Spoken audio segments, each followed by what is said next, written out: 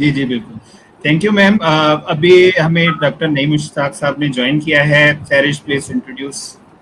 جی السلام علیکم سر. جی نعیم مشتاق صاحب کے بارے میں بتا دوں, آتھر بھی ہیں, اسپیکر بھی ہیں اور ٹرینر بھی ہیں. اور السلام علیکم sir, welcome to the show, happy independence day. اور آئی ووڈ لائک کہ اگر آپ تھوڑا سا انٹروڈکشن اپنا خود سے بھی دے دیں تاکہ لوگ جان سکیں. جی تھینک یو سو مچ. ایک تو 14 اگست آپ سب کو مبارک ہو. آواز میری ٹھیک آ رہی ہے آپ کو؟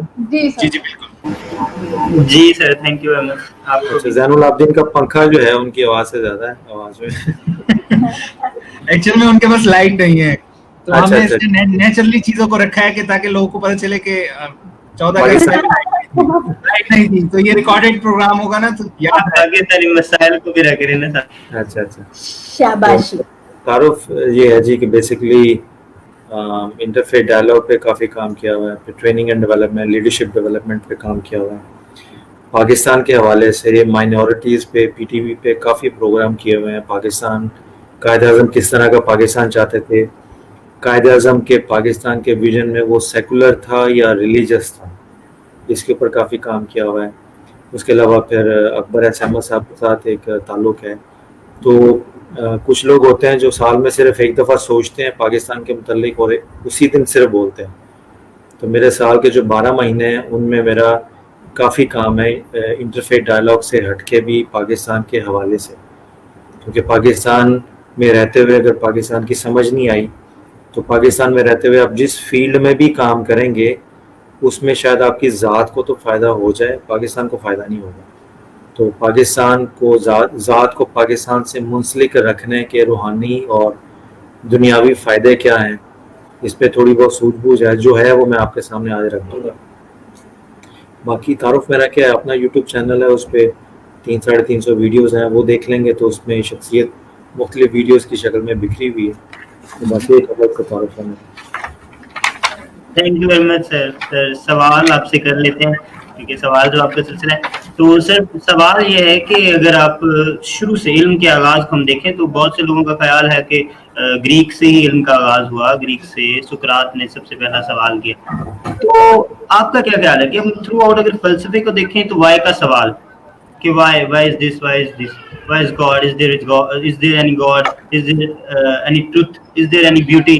تو یہ سوال, اس کے بعد پھر جب اس سوال سے تھک جاتی ہے دنیا تو وہ پھر سائنس کے سوالوں پہ آ جاتی ہے کہ وائی کا جواب نہیں مل رہا, لیٹس موو ٹو ہاؤ, کہ ہاؤ یہ ہے تو یہ کیسے, اگر یہ ایسے ہے تو اس طرح کی ایسی چیز بھی بنائی جا سکتی ہے, اگر پرندے اڑ رہے ہیں تو اس طرح کا ہم ایک پلین بھی بنا سکتے ہیں. تو آپ کیا سمجھتے ہیں کہ پاکستانی معاشرے میں اگر ہم فلسفے کی بات کر لیں تو فلسفی کے 4 سے 5 ڈپارٹمنٹ ہیں پورے پاکستان میں, یونیورسٹیز پڑھا رہی ہیں, سوال کرنا ہمیں کیوں نہیں سکھایا جاتا آپ کے مطابق؟ اچھا, اگر آپ کی اجازت ہو تو اس سوال سے پہلے میں اپنی طرف سے ایک سوال ڈیولپ کر کے اس کا جواب دے دوں اور اسی کے اندر پھر آپ کے سوال کو بھی اکوموڈیٹ کر لوں گا. تو اجازت ہے اس کی؟ شور سر, شور. اس میں میری یوٹیوب پہ ایک ویڈیو ہے, how to be beautiful without being beautiful.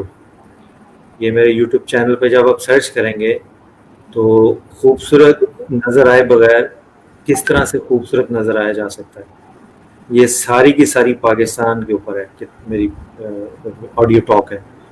اور وہ فی البدی نزولی گفتگو ہوتی ہے, یعنی پہلے سے نہیں پڑھا ہوتا ہے, جیسے بولتے بولتے جو اللہ تعالیٰ ذہن میں ڈالتا جا رہا ہے. تو آپ کے آج کے پروگرام کے لیے میں سوچ رہا تھا کہ میں کیا بولوں پاکستان کے حوالے سے, وہی بولوں جو پہلے کبھی بول چکا ہوں یا وہ گفتگو کروں جو اس سے پہلے اس پروگرام سے پہلے میں نے زندگی میں کبھی نہیں کی. تو وہ میں سوچ رہا تھا, تو اللہ تعالیٰ نے پھر 1-2 نقطے ذہن میں ڈال دیے. وہ پھر میں نے سوچا آپ کے شو کے لیے یہ خاص امانت بھی ہو جائے گا, تحفہ بھی ہو جائے گا. اس میں یہ پہلی بات ذہن میں ہم رکھیں کہ زندگی ہماری ساری کی ساری جتنی بھی ہے اور روز قیامت جس چیز کا حساب کتاب ہوگا وہ ہمارے وہ چوائس کے ڈیسیجنز ہیں جو ہم خود سے لیتے ہیں, یعنی ہمارے اپنے کیے ہوئے ڈیسیجنز کی بنیاد پر ہمارا حساب اور کتاب ہوگا. ایسے ہی ہے, دنیا کے کسی بھی مذہب کو لے لیں, کسی بھی فلسفی کو لے لیں, وہ اس چیز کو ایکسیپٹ کرتے ہیں. صرف 2 ڈیسیجنز ایسے ہیں آپ کی ذات کے متعلق جو اللہ تعالیٰ خود لیتا ہے, وہ آپ پہ نہیں چھوڑے, اور ان کا حساب کتاب اللہ نے آپ سے یہ لینا ہے کہ جو ڈیسیجن اللہ نے آپ کے لیے لیے تھے، آپ نے اللہ کے لیے ہوئے ڈیسیجنس کے متعلق کیا کیا. باقی ساری زندگی آپ کی ان 2 ڈیسیجنس سے ہٹ کے وہ سارے کے سارے آپ کے اپنے ڈیسیجنس ہیں.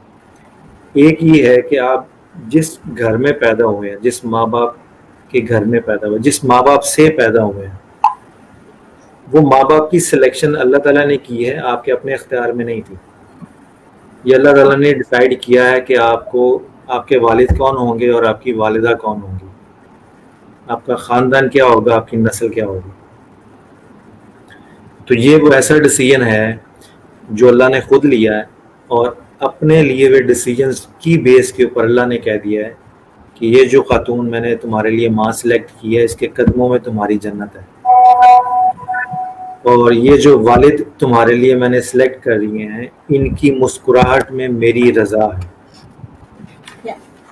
ٹھیک ہے، یہ کلیئر ہے یہاں تک؟ جی تو آپ کو سمجھانا مقصد نہیں ہے، کیونکہ آپ تو ماشاءاللہ سارے سمجھدار ہیں. آپ ہمیں جو سن رہے ہیں ان کو سنا رہا ہوں، جو اس پروگرام کو سن رہے ہوں گے. سر وہ بھی سمجھدار ہیں، آپ سناتے تھے. کچھ میرے جیسے بھی ہوتے ہیں نا، تو اس لیے میں نے احتیاطاً اپنے طرف اشارہ کر دیا. یہ کلیئر ہو گیا ایک پوائنٹ، ایک ڈیسیجن اللہ نے یہ لیا ہے. جو اللہ نے ڈیسیجن لیا ہے، اس اپنے ڈیسیجن میں اللہ نے دیکھیں فضیلت کتنی ڈال دی ہے کہ اب ساری زندگی آپ نے اللہ کے ڈیسیجن کی عزت کرنی ہے، توقیر کرنی ہے، اس ڈیسیجن کو ساتھ لے کے چلنا ہے، اور اس ڈیسیجن کی بیسس کے اوپر دنیا اور آخرت میں بے شمار فائدے اللہ نے اپنے ڈیسیجن کے ساتھ اٹیچ کر دیے.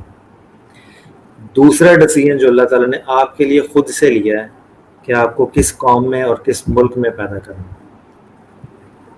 آپ اپنی مرضی سے پاکستان میں نہیں پیدا ہوئے، آپ امریکہ میں بھی پیدا ہو سکتے تھے، آپ انڈیا میں پیدا ہو سکتے تھے، آپ افریقہ کے کسی جنگل میں پیدا ہو سکتے تھے. ٹھیک ہے نا، آپ کسی جانور کی اولاد بھی ہو سکتے تھے، انسان کی اولاد ہونے کے علاوہ. تو انسانوں میں پیدا کیا، یہ بھی اللہ کا ایک ڈیسیجن، ایک اللہ کا کرم اور فضل ہے. بے شمار ڈیسیجن اللہ لیتا ہے، مگر آج کی موضوع کی مناسبت سے میں نے صرف یہ 2 ڈیسیجن لیے ہیں. اللہ نے آپ کو پاکستان میں پیدا کیا ہے، تو یہ ڈیسیجن اللہ کا ہے، آپ پسند کریں یا نہ کریں. جس طرح ماں باپ کی خدمت کریں نہ کریں تو آپ کو جزا اور سزا کا سامنا کرنا پڑے گا. اس لیے اللہ نے اگر آپ کو پاکستان میں پیدا کر دیا ہے تو پاکستان کی عزت کریں گے یا نہیں کریں گے، اس پہ بھی آپ کو جواب دہ ہونا پڑے گا.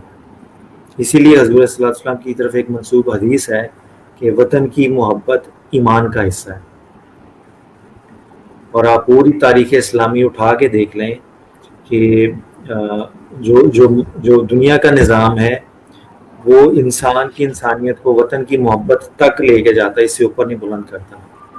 مگر اسلام میں یہ ہے کہ وہ جو وطن کی محبت ہے اس میں اسلام ڈال دیا، تو وطن کی محبت کے اوپر اسلام کا لباس پہنا کے وطن کو بھی قابل احترام اور وطن کو بھی ایمان کا حصہ کر دیا.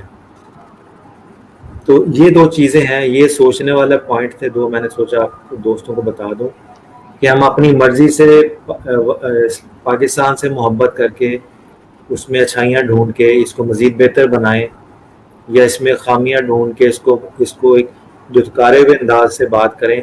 جس طرح سے آپ جتنا مرضی اپنے والدین کو برا کہہ لیں، آپ اپنے ڈی این اے چینج نہیں کر سکتے، آپ اپنا نسب خود سے تبدیل نہیں کر سکتے. تو والدین کی بے حرمتی کا صرف ایک ہی نتیجہ نکلے گا کہ آپ نافرمان دنیا کی نظروں میں اور ایک نالائق قسم کے بیٹے یا اولاد کے طور پہ کنسیڈر ہوں گے. اسی طرح پاکستان میں جتنا مرضی نقص نکال دیں، پاکستان کو کوئی فرق نہیں پڑنا.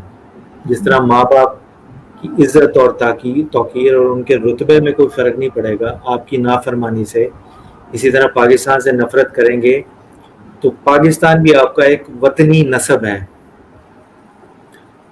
آپ اپنے نسب کو چھوڑ کے کسی اور کی بلدیت میں جانا چاہیں گے تو جا ہی نہیں سکتے، پاسبل ہی نہیں ہے.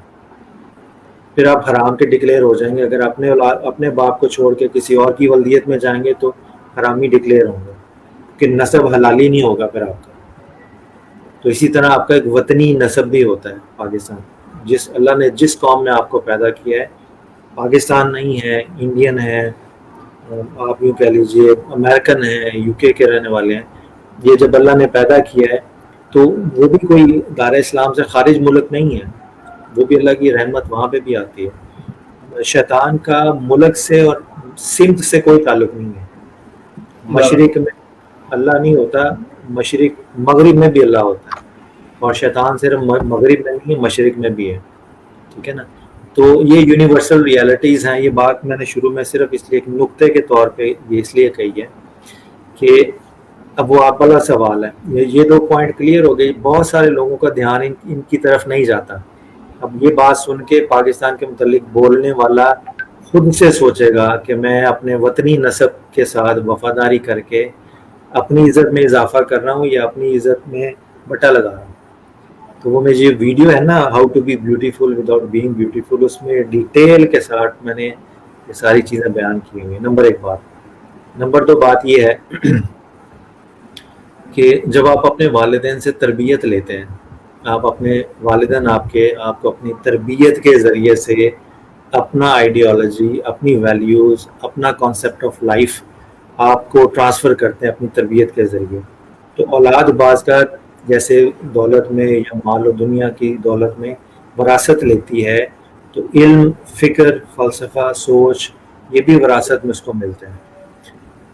اس پوائنٹ آف ویو سے آپ دیکھ لیجئے کہ اب پاکستان اللہ تعالیٰ نے قائد اعظم کے ذریعے سے، یعنی اس میں اور بہت سارے لوگوں کی کنٹریبیوشن تھی، لیڈنگ رول قائد اعظم کا تھا، بیک اینڈ میں فلسافیکل اور آئیڈیالوجیکل رول جو تھا وہ علامہ اقبال رحمۃ اللہ تعالیٰ کا تھا۔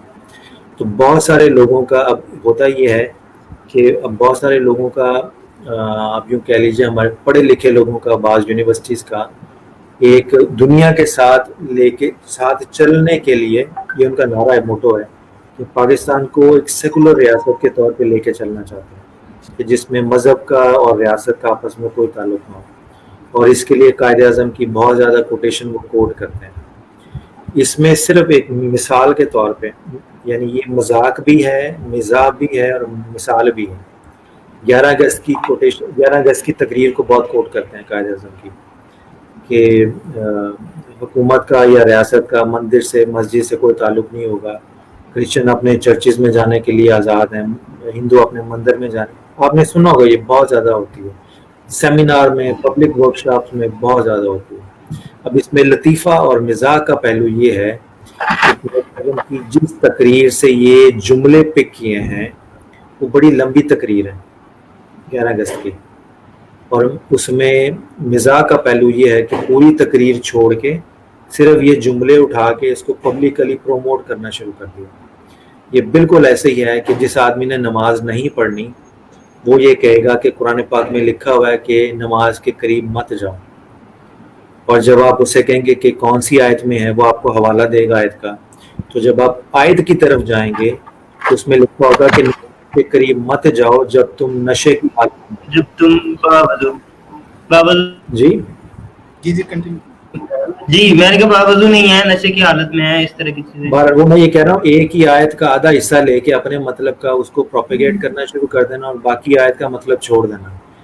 تو قائد اعظم کی وہ جو اسپیچ ہے کہ مسلمز اور جو ہندوز اور کرسچنز ہیں they are free to go to their temple churches، اس سے آگے مراد اپنی ڈال دیتے ہیں، بیچ میں مطلب اپنا ڈال دیتے ہیں، کہ قائد اعظم کے کہنے کا مطلب یہ تھا کہ ریاست کا کوئی مذہب نہیں ہوگا اور ریاست مذہبی معاملات میں دخل اندازی نہیں کرے گی۔ تو میری یہ دعوت ہے سب کو، کیونکہ میرا انٹرفیت ڈائلاگ کا یہ فیلڈ تھا تو یہ بہت زیادہ کوٹ کرتے تھے، تو آپ وہ پوری تقریر پڑھیں، اور وہ 11 اگست کی تقریر ہے، اس سے ٹھیک 2 دن بعد 13 اگست کو یا 12 اگست کو قائد اعظم نے ایک اور تقریر کی تھی۔ اگر آپ صرف اسی تقریر کے ٹیکسٹ کے اندر رہیں تو قائد اعظم کا جو مطلب ہے آگے پیچھے سیاق و سباق کا، یہ چونکہ ہمارا موضوع نہیں ہے تو اس لیے میں اس کی ڈیٹیل میں نہیں جاؤں گا، میں صرف ہنٹ دے رہا ہوں، باقی آپ تقریر پڑھ لیجیے گا۔ اس سے مراد یہ ہے قائد اعظم کے کہنے کی سیاق و سباق کی روشنی میں کہ ریاست کسی کو ڈکٹیٹ نہیں کرے گی کہ تم نے نماز مسجد میں فقہ حنفی کے مطابق پڑھنی ہے یا شافعی کے مطابق پڑھنی ہے یا دیوبند مسلک کے مطابق پڑھنی ہے یا بریلوی مسلک کے مطابق پڑھنی ہے۔ You are free to practise your worship. اسی طرح کرسچن کمیونٹی کے لیے ہے کہ کرسچن پاکستان میں they are free to go to their churches, means کہ مذہب उनके मजहबी मामलात में रियासत इंडिकेट नहीं करेगी कि आपने अपना मजहब कैसे प्रैक्टिस करना है। रियासत का अपना मजहब ज़रूर होगा उस तकरीर के अंदर भी और बाकी तकारीर में भी, उसके बाद भी। और 11 अगस्त की तकरीर की बेस के ऊपर एक अमेरिकन सहाफ़ी ने इंटरव्यू किया था कायद आज़म से कि आपने ये बयान फरमाया और उसका ये मतलब है, तो कायद आज़म ने ये मतलब रिजेक्ट कर दिया था कि मेरे कहने का हरगिज़ ये मतलब नहीं है कि पाकिस्तानी जो स्टेट है वो सेकुलर होगी, उसका इस्लाम से ताल्लुक़ नहीं होगा। ये जो मतलब मैं आपको बता रहा हूँ ये कायद आज़म ने खुद उस इंटरव्यू में अमेरिकन में दिया हुआ है। गवर्नमेंट ऑफ पाकिस्तान ने कायद आज़म की तकारीर की पूरी कंपाइलेशन उर्दू में और अंग्रेज़ी में वो उन्होंने छापी है, कायद आज़म की तकारीर और इंटरव्यूज़ की। वो इतनी सी मोटी है, 400-500 सफ़े की है, वो ज़रूर लेके पढ़िएगा, वो बहुत दिलचस्प लतीफ़ा है। तो मुराद ये है कि अगर आपने कायद आज़म को समझते हुए पाकिस्तान डिफ़ाइन करना है तो कायद आज़म को फिर पूरा पढ़ें, ताकि आपको पता चल जाए कि कायद आज़म ने जो मुख्तलिफ मुकामात पर अपनी बात की है, तो एक तकरीर में एक जुमला बोला है और अगली किसी तकरीर में उस जुमले की वजाहत कर दी है असूल तफसीर के मुताबिक। यानी अगर मैं आप और मैं ही बात कर रहे हैं और आप मेरी बात में से अपने मतलब का जुमला पिक कर लें और बाकी सारी गुफ्तगू मेरी रिजेक्ट कर दें, तो ये बदनीयती, तहरीफ और इसमें क्या इल्मी बददियानती के ज़मरे में आता है। और 11 अगस्त की तकरीर के साथ कायद आज़म की यही इल्मी बददियानती और बदनीयती हुई है। तो अगर 11 अगस्त की पूरी तकरीर पढ़ लें, उस तकरीर के अंदर इस इंटरप्रिटेशन का रिजेक्शन है कि कायद आज़म ने ये कहा है कि जी पाकिस्तान की रियासत सेकुलर होगी। सेकुलर नहीं होगी, बल्कि कायद आज़म ने बेशुमार जगहों पे कहा है कि हम हज़ूर सल्लल्लाहु अलैहि वसल्लम के इस्लाम के असूलों के मुताबिक अपनी स्टेट को ऑर्गेनाइज करेंगे। फ़र्क सिर्फ इतना है कि इस्लाम की बात की थी कायद आज़म ने, मुल्लायत की बात नहीं की थी।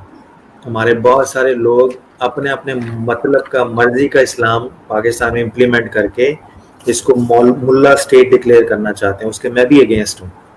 तो जो इस्लाम हज़ूर सल्लल्लाहु अलैहि वसल्लम की तरफ से आया, जो पूरी दुनिया में यूनिवर्सली एक्सेप्टेड भी है और अप्लाइड भी है, उस इस्लाम की यूनिवर्सल वैल्यूज़ को लेते हुए, डेमोक्रेसी भी इस्लाम के अंदर है, पार्लियामेंट का कॉन्सेप्ट भी इस्लाम के अंदर है, बाद लोगों को खिलाफत का और ये अपने अपने जो ट्रेडिशनल थॉट प्रोसेस है वो पाकिस्तान में इम्प्लीमेंट करना चाहते हैं। उनको यानी दोनों साइडों पे एक्सट्रीमिस्ट हैं, सेकुलर भी एक्सट्रीमिस्ट हैं और उनके मुकाबले में रिलीजियस भी एक्सट्रीमिस्ट हैं, और आप और हम बीच में फंसे हुए हैं कि हम करें जाएं किधर।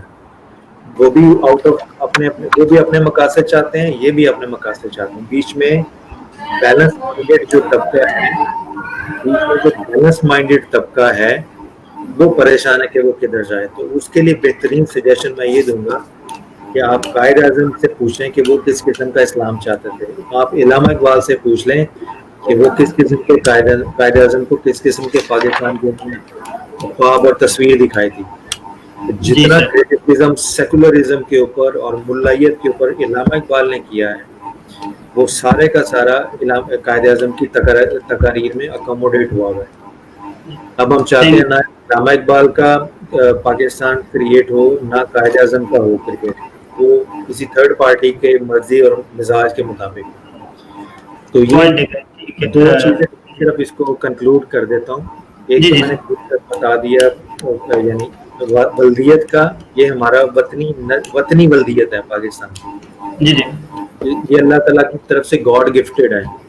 इसमें एक हमारे हिस्से में इस खित्ते की वतनी वल्दियत आई है और हम इसके साथ क्या सलूक करते हैं, इसका हम अल्लाह ताला की बारगाह में जवाब देंगे।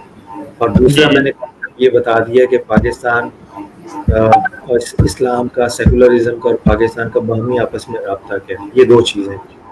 जी जी बिल्कुल सर, पॉइंट टेकन आपका, आपने बेहतरीन अंदाज में कंक्लूड किया। तो सर का यही मानना है कि हमें स्पेस देनी चाहिए, हर शख्स को स्पेस देनी चाहिए। अपने कोई भी हमारा बिलीव है उसमें एक्सट्रीमिस्ट नहीं होना चाहिए, चाहे सेकुलर है चाहे रिलीजियस है। तो हम बहुत शुक्रिया सर आपके टाइम का। हम मैम से, टाइम हमारे पास थोड़ा है तो हम मैम अजरा की तरफ जाते हैं। तो हमारा जो थैंक यू नोट अगर मैम अजरा आप दे दें, तो हमारी ऑडियंस ने बहुत देर से 2 घंटे हमें सुना है, तो उनका बहुत बहुत थैंक यू। जी बहुत शुक्रिया आप सब लोगों का। और मैं सबसे पहले तो पाकिस्तान को सलाम कहूँगी کروں گی کہ اس کی وجہ سے آج ہم یہاں خوشیاں منا رہے ہیں اور اس 74ویں یوم آزادی کے موقع پر ہم نور الہدیٰ کی وجہ سے یہاں سب جمع ہیں.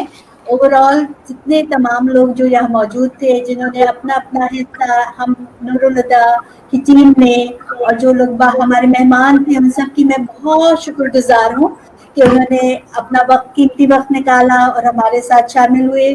ہمارے ٹیم کے جو اناؤنسرز تھے اور خاص طور پہ سمد صاحب آپ سب کا بہت بہت شکریہ. آخر میں نور الہدیٰ کا ایک پیغام ہے جو میں آپ سب تک پہنچانا چاہتی ہوں. یہ پیغام تمام بچوں نوجوانوں اور بڑی عمر کے لوگوں کے لیے شامل ہے کہ آپ جو گزر گیا وہ گزر گیا. اب آپ ہی نے سب کچھ کرنا ہے اور آپ نے طوفانوں سے لڑنا ہے. آپ نے آگے بڑھنا ہے اپنے وطن کے لیے اور یوں ہی ڈٹے رہنا ہے, یوں ہی محنت کرنا ہے. یقین کیجیے آپ بہت کچھ کر سکتے ہیں, ہمیں آپ پہ یقین ہے.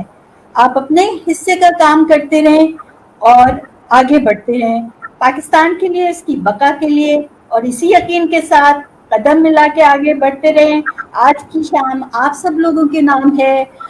نور الہدیٰ کا آپ سب کو سلام اور آپ کے لیے بہترین نیک تمنائیں آگے بڑھنے کے لیے. شکریہ بہت بہت آپ سب کا. Thank you very much, thank you very much ma'am, thank you so مچ.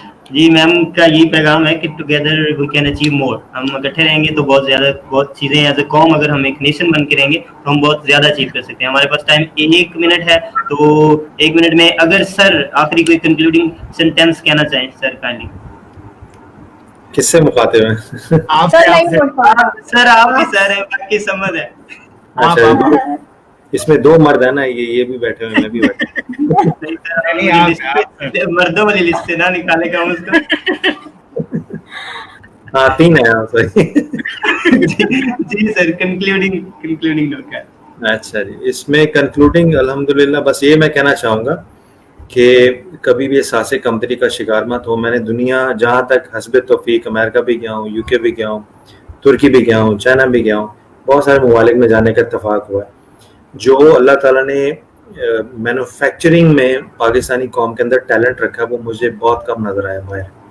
باہر کے لوگوں کا ٹیلنٹ ان کی سوسائٹیز کے لا اینڈ آرڈر اور نظم و ضبط کی وجہ سے ابھرتا ہے. ہمارا اس وقت بیڑا غرق ہوا ہے, تب بھی ہم بڑے مختلف محاذوں پہ کامیاب بحیثیت قوم کے ہو رہے ہیں. تو جس دن ہماری لوڈ شیڈنگ کراچی میں ختم ہوگی یا باقی معاملات ٹھیک ہو گئے, تو جب ہمارے پاس ایک بہتر نظام ہوگا سوسائٹی کا جس میں اریٹیشن نہیں ہوگی, بجلی پراپر ہوگی, یعنی سروائیول جو چیزیں چاہیے ہوتی ہیں اگر وہ مناسب طریقے سے ملیں تو ہماری قوم, تو پھر ہماری قوم کی سپیڈ دیکھیے گا. پھر تو ہماری قوم میں اللہ تعالیٰ نے یعنی مینوفیکچرنگلی آپ کہہ لیجئے پاکستانی قوم کے اندر اتنا ٹیلنٹ رکھا ہوا ہے کہ یہاں لوگ, آپ کسی فقیر سے بھی بات کریں تو اس کے اندر بھی اتنا پولیٹیکل شعور ہے کہ جس کی انتہا کوئی نہیں. تو شاید اسی وجہ سے پوری اسلامک ورلڈ میں فرسٹ اٹامک پاور ہم بنے. تو اٹامک پاور بننا کوئی مذاق کی بات نہیں ہے جب پوری اسلامک ورلڈ پہ اینٹی اسلامک ورلڈ کی نظر ہو کہ کہیں خدا نہ خواستہ یہ پہنچ نہ جائے. تو ہم نے, آپ اندازہ کر لیجئے, پوری اسلامک ورلڈ ایک طرف اور پاکستان ایک طرف. جی thank you very much sir. جی تھینک یو ٹو آل.